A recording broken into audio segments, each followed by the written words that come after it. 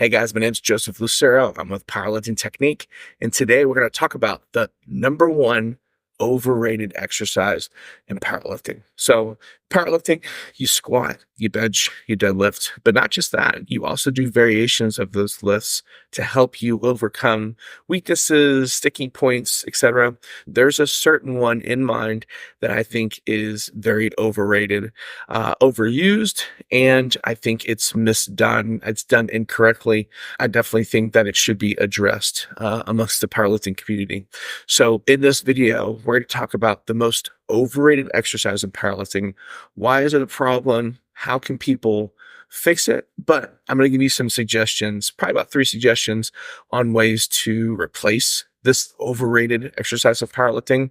And by the end of the video, I'm going to actually give you my number one underrated exercise in powerlifting, just so you understand some of the things that you're missing out on perhaps in your program and how you can make yourself a lot better. Now, if you're newer to powerlifting, more times than not, you're going to stick with mostly squatting, benching, deadlifting, but at different intensities. So maybe you squat at 85%, and then you do like back down sets for speed, for power, for precision, for technique at maybe 70%. So usually most people follow that protocol. I'll go heavy sets and then lighter sets for technique, refine my movement, and then I'll do some accessories afterwards just to kind of work on muscle groups that are lacking. But the more advanced you become with powerlifting, the more you need to rely on variations. So for example, let's say we're doing our squats and we notice at the bottom, we're struggling a little bit. We can't come off the bottom as quick as we want. So in that case, what some people would do would be like a pause squat. They would just come down, pause at the bottom, stand up.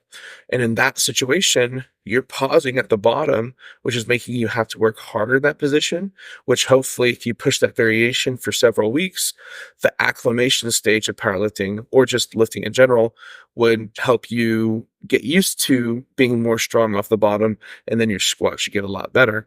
But the number one overrated exercise I feel powerlifters do is the pause deadlift. And here's why. Most people, they'll grab the bar, they'll pull it, they'll stop, and then they'll finish the lift. But I don't think that was the intention of the pause deadlift.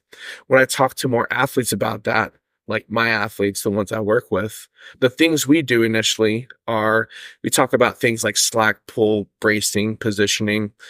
I think the pause deadlift, at least to me, was built in the sense of, okay, let's pull the weight a little bit so we know what slack feels like, and then let's finish the lift.